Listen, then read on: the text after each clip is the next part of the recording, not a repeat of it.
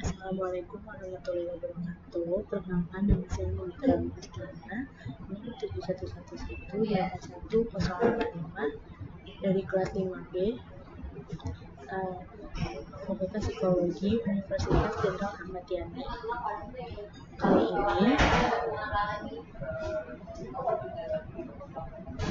Kali ini saya akan menjelaskan tentang bagaimana cara menganalisa suatu alat ukur skala sikap dengan menggunakan motif sosial dari McClelland. Yang pertama kita lakukan yaitu siapkan data berupa Excel seperti ini. Jika sudah, kita simpan dalam bentuk file Excel tadi dalam format CSV atau comma delimited.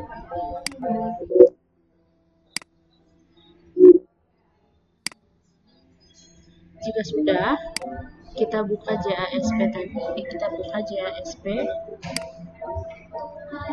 kemudian import file yang tadi kita save di Excel dalam format CSV tadi, kita open dan akan terimport data seperti ini.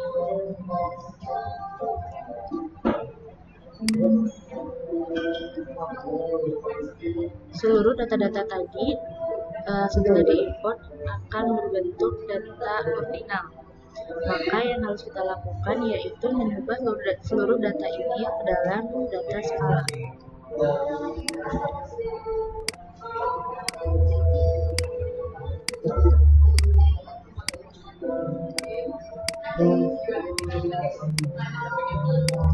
Kita membahas data dari achievement 1 sampai affiliate 8.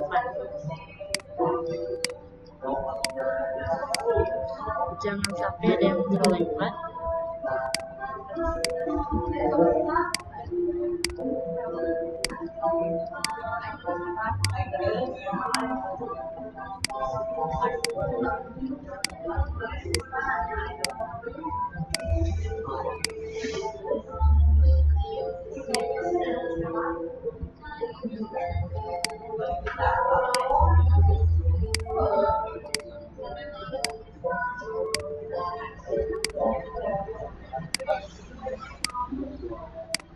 Kemudian, jika sudah terubah menjadi data skala seperti ini,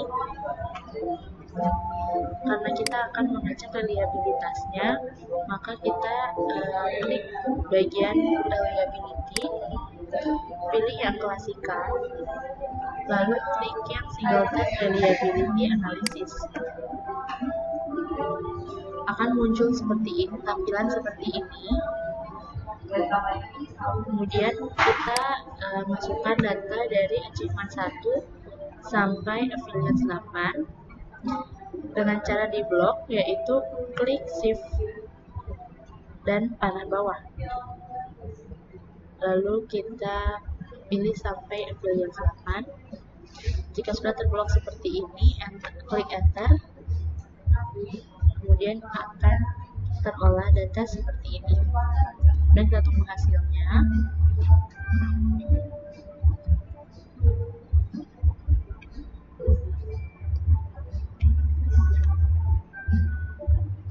Pastikan seluruh data sudah masuk dari achievement 1 sampai affiliate 8.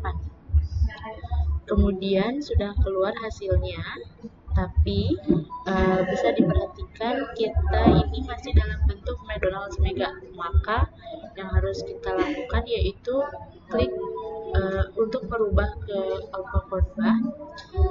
Kita klik bagian single test reliability, kemudian hilangkan checklist McDonald's Mega, lalu checklist bagian kolom alpha korba, lalu checklist kembali di bagian alpha korba if item drop,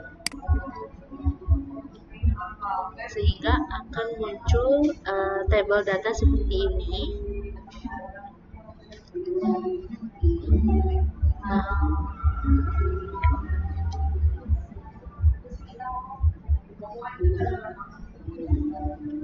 Di sini dapat dilihat bahwa nilai alfa Kornbach itu sebesar 0,763. Mengapa kita memilih alfa Kornbach? Karena kita memiliki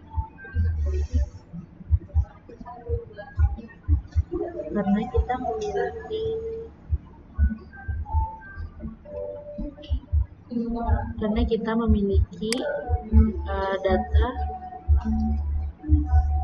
atau item polikotomus atau yang dikenal dengan jawabannya itu lebih dari 2. Di sini kita lihat ada 1 sampai 5. Kemudian kita klik lagi yang panah ujung kanan.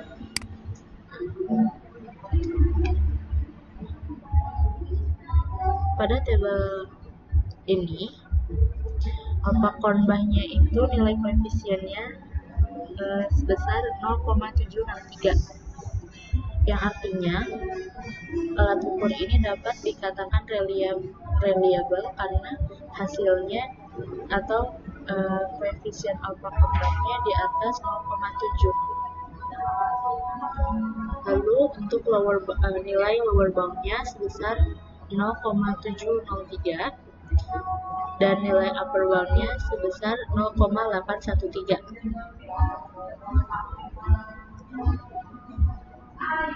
Di bawah ini terdapat tabel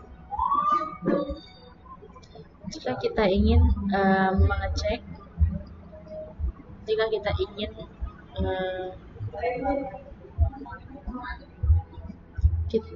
ingin memprediksi item reliable yang bermasalah, maka kita klik item race correlation. Nah, akan muncul kolom terbaru seperti ini. Item race correlation ini adalah untuk memprediksi apakah ada item reliable yang bermasalah.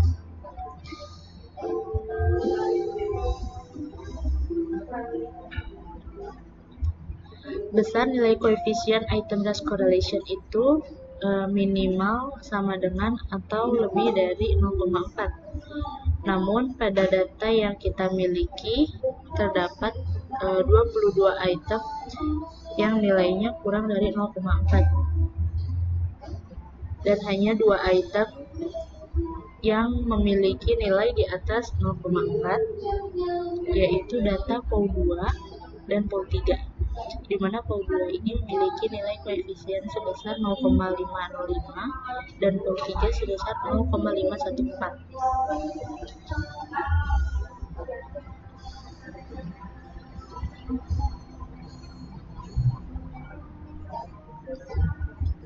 Kemudian analisa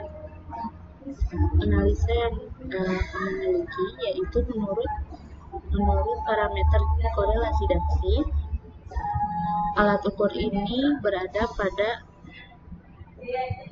pada batas reliable yang kuat karena nilai koefisien Kornbach-nya ini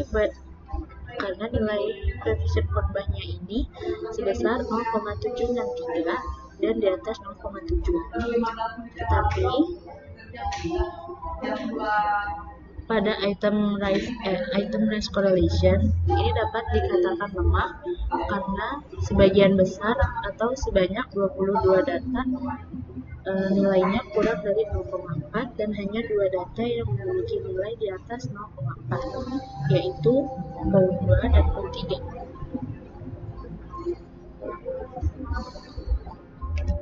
Kemudian kita akan lanjut ke pembuktian validitas internal structure. Caranya kita klik bagian faktor, lalu pilih yang confirmatory factor analysis. Akan muncul lagi data seperti tadi, hanya bedanya kita akan membagi 3 kolom. Ini ada faktor 1, kita akan tambahkan lagi faktor 2 dan faktor 3. Artinya setiap faktor ini kita masukkan data-data dari achievement 1 sampai afiliasi 8. Kita masukkan dulu yang data achievement 1 sampai achievement 8 ke dalam faktor 1. Kemudian kita blok lagi poin 1 sampai poin 8 ke dalam faktor 2. Kemudian affiliate 1 sampai affiliate 8 ke dalam faktor 3.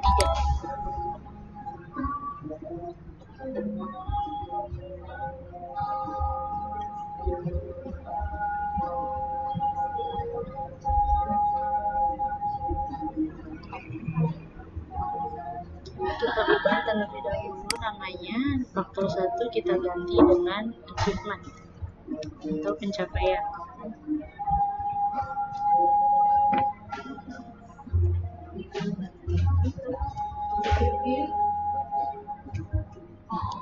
Kemudian faktor 2 kita ganti dengan power.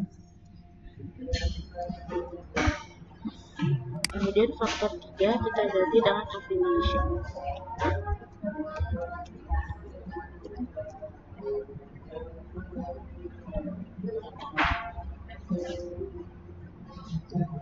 Jika sudah, kita klik enter untuk mengolah data-data tadi. Nah, dan outputnya akan seperti ini.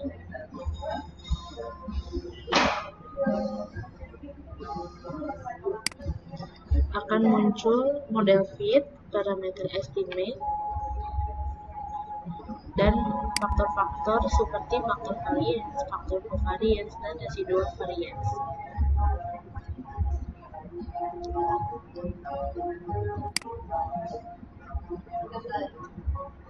Nah, pada model fit ini digunakan untuk melihat data yang kita gunakan itu fit atau tidak. Lalu parameter estimate untuk melihat koefisien validitas atau kontribusi terhadap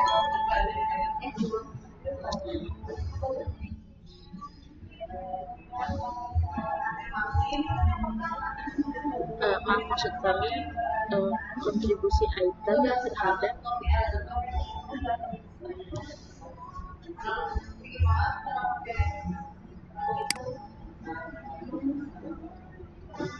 terhadap dimensi kontribusi item terhadap sebuah dimensi.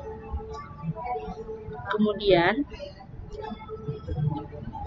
pada bagian model fit ini tidak hanya chi-square test, tetapi ada cara lain untuk melihatnya, yaitu dengan cara klik bagian additional output, lalu kita klik yang bagian additional fit measure dan export, sehingga akan muncul data-data selain model fit tadi, seperti additional fit measure, fit indikasi, information kriteria, dan fit measure, dan R-square.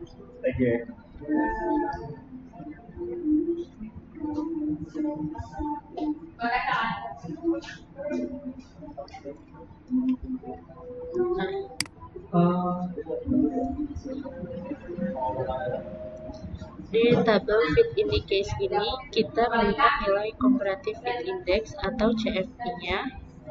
Lalu di bagian other fit measure kita dapat melihat nilai GFI-nya.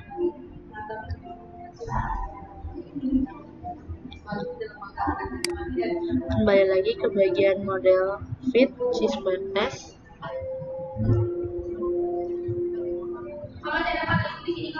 kita dapat melihat bahwa di bagian value P ini nilainya kurang dari 0,01, yang artinya P itu seharusnya lebih dari 0,5. Namun pada data ini nilainya kurang dari 0,01. Hasil ini dapat kecil karena jumlahnya itu banyak. Lalu di bagian comparative index atau CFI, nilai CFI-nya itu seharusnya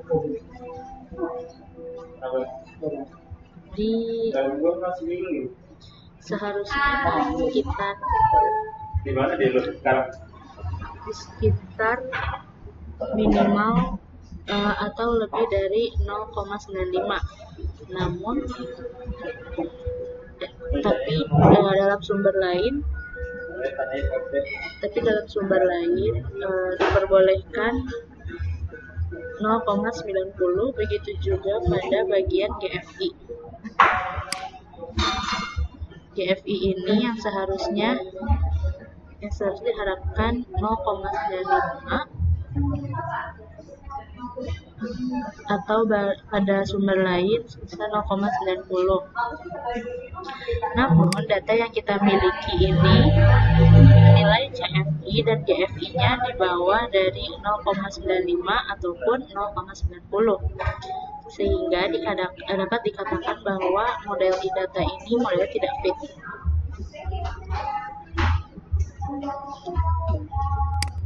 Kita akan scroll lagi ke bawah. Ada bagian tabel faktor loading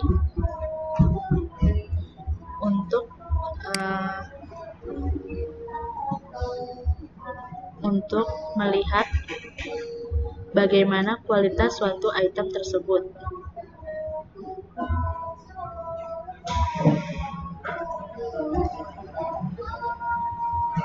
Pada dasarnya, kualitas dari item ini sudah ada di parameter estimate. Hanya saja belum ada koefisien yang sudah distandarisasi. Kemudian kita akan menstandarisasikan koefisien yang tadi dengan cara klik bagian advance, lalu scroll ke bagian bawah, tarik ke bagian bawah, klik yang bagian standardization menjadi all. Kemudian data-data tadi akan bertambah kolomnya.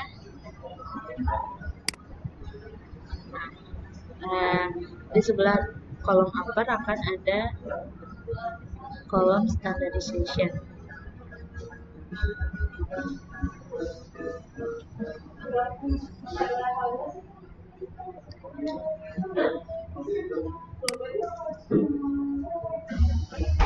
Kolom ini adalah kolom standarisasi secara keseluruhan yang diharapkan angkanya atau nilainya lebih atau sama dengan 0,5.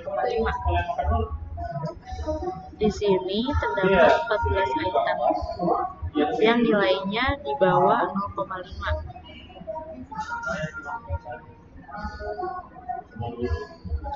Sehingga dinyatakan gugur atau tidak berkualitas. Kemudian 14 item itu adalah achievement 1, achievement 3, achievement 7, power 1, power 5, power 6, power 7, power 8, lalu affiliation 1, affiliation 3, affiliation 4, lalu affiliation 6, affiliation 7, dan affiliation 8.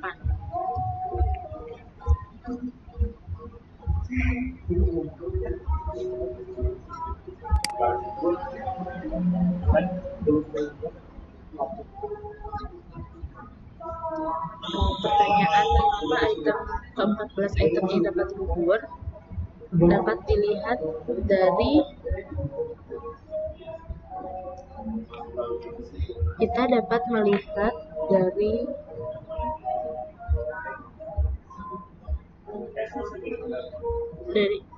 item yang jawabannya menumpuk pada pilihan. Kita dapat ngecek tersebut dengan klik bagian plots, klik model plots, dan show parameter.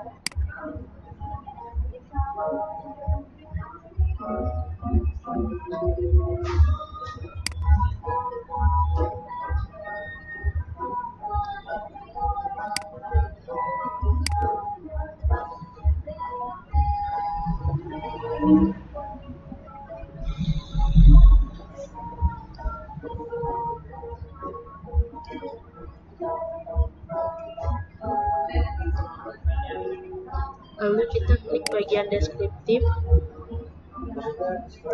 kita masukkan achievement 1, achievement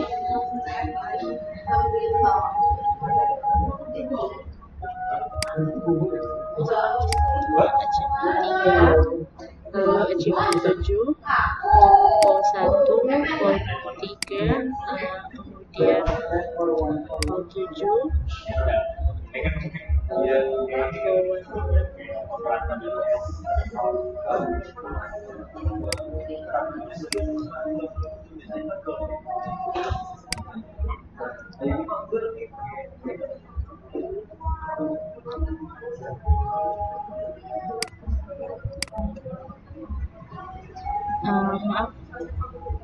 poll 1, poll 5, poll 6, poll 7, poll 8, kemudian affiliation 1, affiliation 3, affiliation 4, affiliation 6, 7, dan affiliation 8. Sehingga ada 14 item yang dapat kita lihat model plotnya.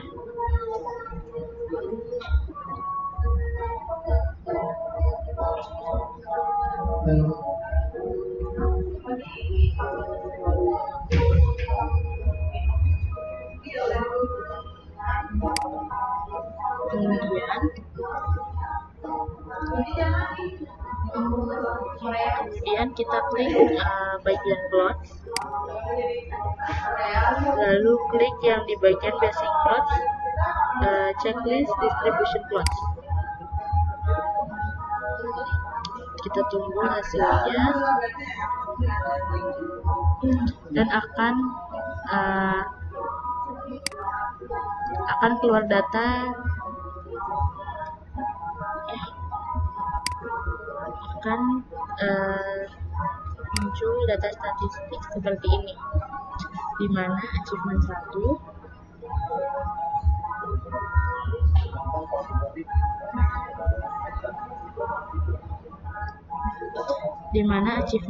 ini terdapat penumpukan datanya di angka 4,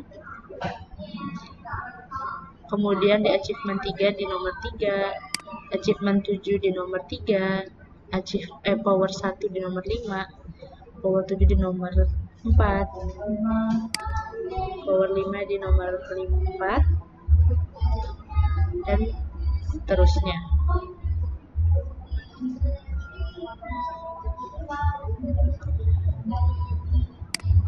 Dari data ini dapat kita simpulkan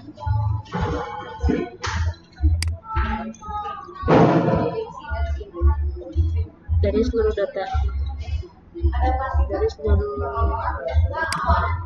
ini dapat kita simpulkan bahwa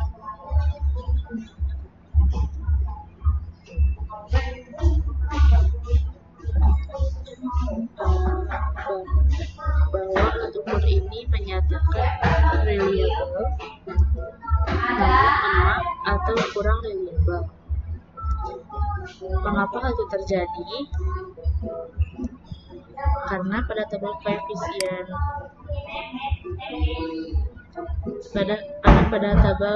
koefisien alpha formula nilainya itu sebesar 0,763, yang artinya di atas 0,7, sehingga dapat dikatakan reliable. Namun Pada bagian item race correlation terdapat 22 data yang nilainya di bawah 0,4 dan hanya 2 data yang 22 item yang nilainya di atas 0,4, yaitu di item POW 2 dan POW 3.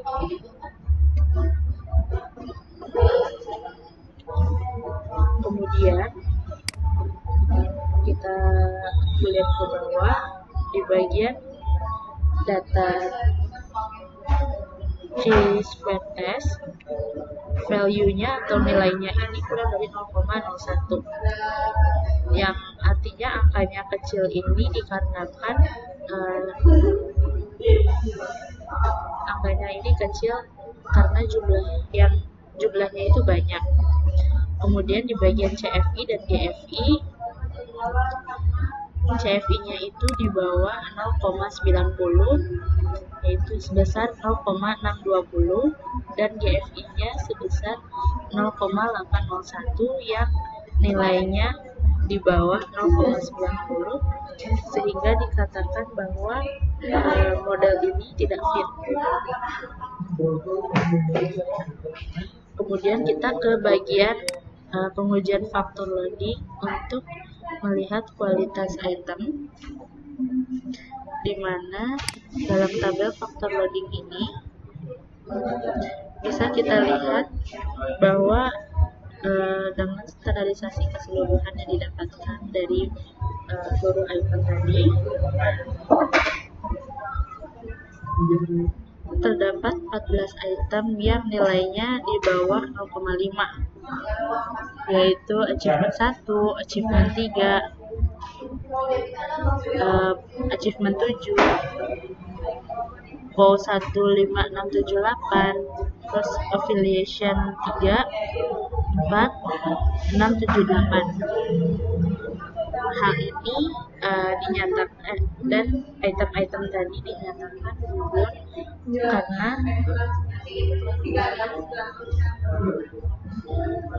item-item tadi dinyatakan gugur dan kualitasnya kurang.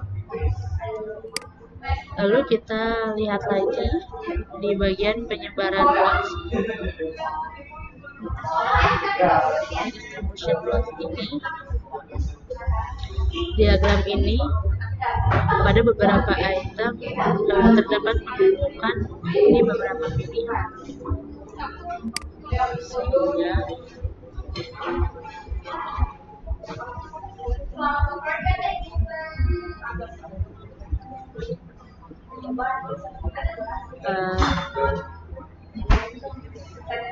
dapat kita lihat di bagian distribution plots ini terdapat banyak item-item yang pilihannya menumpuk pada satu jawaban, di mana seharusnya data yang bagus itu jawabannya tersebar pada seluruh pilihan.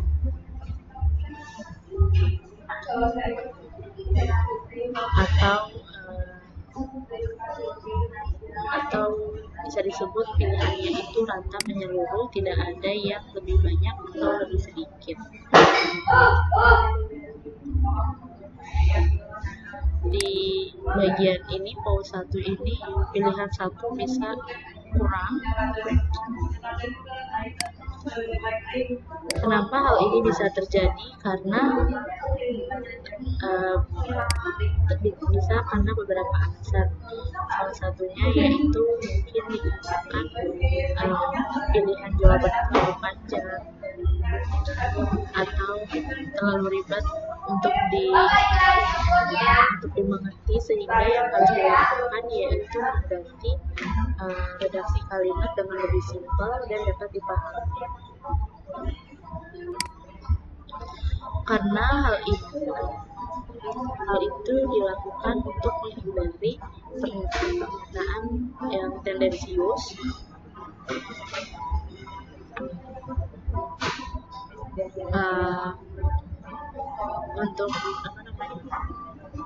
untuk menghindari pernyataan yang tendensius atau benar atau benar-benar data itu dibuang begitu saja sehingga tidak dipilih oleh si testernya.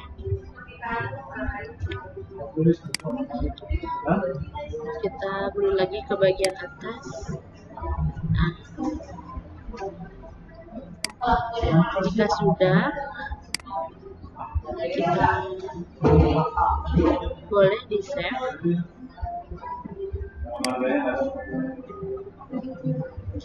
Itu saja. Mungkin seperti itu penjelasan dari saya untuk menguji suatu skala sikap dengan menggunakan motif sosial dari lingkungan. Mohon maaf apabila ada salah kata dan mungkin dengan kalimat saya yang tidak